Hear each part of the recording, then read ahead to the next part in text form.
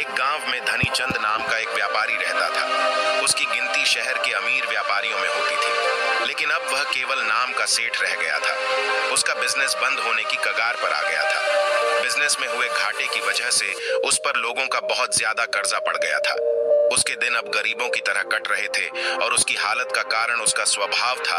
वह बहुत ही शांत सद्भाव, शांत स्वभाव वाला व्यक्ति था। वह दूसरों की बातों पर बहुत जल्दी यकीन कर लेता था, इसलिए उसे मूर्ख बनाना बहुत आसान था। चतुराई उसके अंदर थी ही नहीं। लोगों ने उसके सरल स्वभाव का फायदा उठाकर उसे इस हालत में पहुंचा दिया था। उसके कुछ चतुर दोस्तों, रिश्तेदारों और अन्य व्यापारियों ने उसके खिलाफ साजिश रचकर उसे अपनी चिकनी चुपड़ी बातों में ऐसा फंसा लिया कि उसका बिजनेस बंद होने की कगार पर पहुंच चुका था। धनीचंद सेठ इन चालाक लोगों की बातों को समझ नहीं पाया था, लेकिन अब वह अंदर से टूट चुका था। अब उसे अपनी गलतियों का एहसास हो रहा था। एक दिन धनीचंद सेठ के सामने उन लोगों की सच्चाई सामने आ जाती है। वह सोचता है कि जिन लोगों को वह अपना समझता था, उन लोगों ने ही उसे धोखा दिया है, जिसके कारण सेठ हमेशा अपनी हालत के बारे में सोचता रहता और खुद को कोसता रहता। अब उसके दिन बहुत ही तनाव वाले और उदासी के साथ बीत रहे थे। उसकी पत्नी अक्सर उससे झगड़ा करती रहती। अन्य सेठ अब अपना कर्जा मांगने के लिए हर रोज उसके घर पर आते। एक लंबी सेठों की भीड़ ने उसे बहुत ही ज्यादा गहरे सदमे में डाल दिया था। वह अब उन सेठों से बचता बचाता छिपने लगा। अपनी इस हालत से परेशान होकर उसने आत्महत्या करने का फैसला किया और वह आत्महत्या करने के लिए दूर एक पहाड़ी की ओर चल पड़ा। रास्ते में उसे एक महात्मा की कुटिया दिखाई दे। कुटिया में बहुत शांति और सुकून था। सेठ धनीचंद ने देखा कि उस महात्मा के सामने कुछ लोग बैठे हुए हैं और वे उनसे अपनी समस्याओं का समाधान पूछ रहे हैं। यह देखकर सेठ को बहुत ही ज्यादा जिज्ञासा हुई। कुटिया से बाहर आ रहे एक व्यक्ति को उसने रोका और महत्व के बारे में वह पूछने लगा। उस व्यक्ति ने सेठ धनीचंद की ओर देखा और कहा कि वह महात्मा आसपास के सभी गांवों, कस्बों और शहरों में बहुत ही ज्यादा प्रसिद्ध है। वह बहुत ही अधिक बुद्धिमान है। वह लोगों की बड़ी बड़ी समस्याओं को चंद मिनटों में सुलझा देते हैं। वह लोगों के मन की बात जानने और उनके झूठ को पकड़ने में माहिर है, क्योंकि उन्होंने मानव स्वभाव के बारे एन गहराई अध्ययन किया है और इसे समझने में उन्होंने महारत हासिल की है। वह किसी को भी अपनी बात पर सहमत करने के लिए चुटकियों में सहमत कर लेते हैं, इसलिए उन्हें चतुर बाबा के नाम से भी जाना जाता है।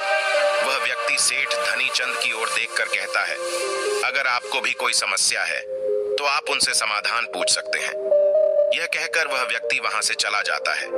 इसके बाद वह सेठ चुपचाप लोगों की भीड़ में बैठ गया और अपनी बारी आने का इंतजार करने लगा।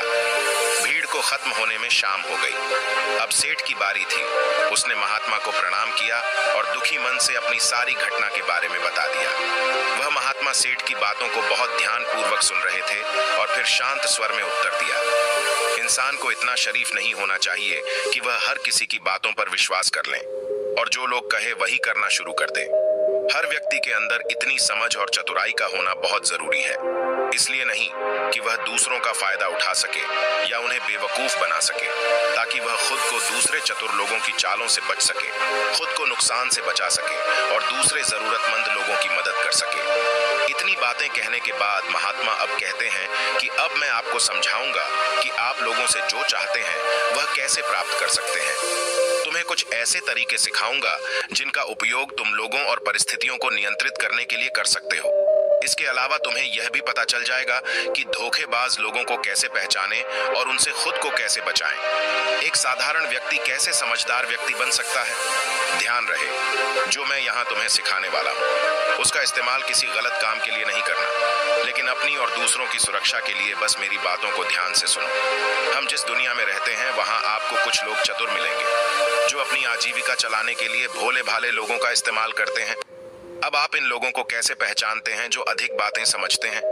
आपको उन लोगों पर ध्यान देना चाहिए, क्योंकि ये लोग विश्वास की कमी को पूरा करने के लिए बहुत सारे शब्दों का उपयोग करते हैं। आपको उन पर ध्यान देने की कोई आवश्यकता नहीं है, क्योंकि वे अपने झूठ की वजह से आपको बेवकूफ बनाने की कोशिश करते हैं। जो लोग एक ही बात को बार बार कहते हैं वह झूठे हो सकते हैं।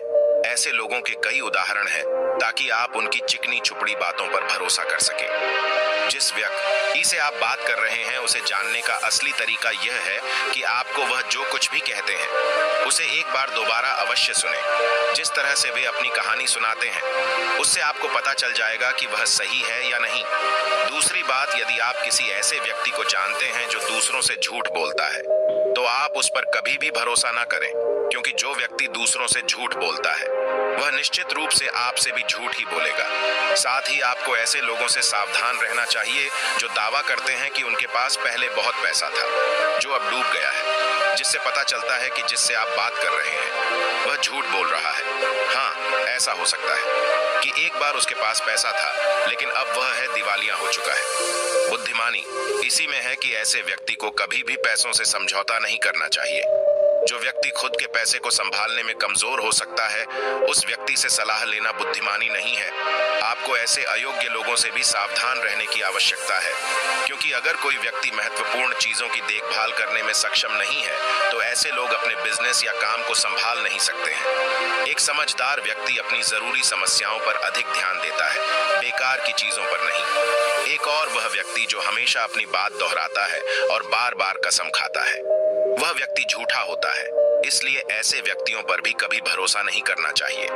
दूसरी ओर, अगर आप चाहते हैं कि कोई व्यक्ति आपके साथ अच्छा व्यवहार करे, तो आपको हमेशा अपनी इच्छा के अनुरूप परिणाम मिलेंगे, जो कि गलत है। आपको हमेशा एक बात याद रखनी चाहिए कि लोग वही चाहते हैं जो उन्हें कभी नहीं मिल सकता। इसलिए अगर आप ऐसा चाहते हैं कि किसी काम को पूरा करने के लिए आप उसे बार बार करें और आप उसे हासिल कर सकते हैं जो खुद फायर नहीं जा सकता, इसके लिए तुम्हें 2 नियमों पर ध्यान देना होगा।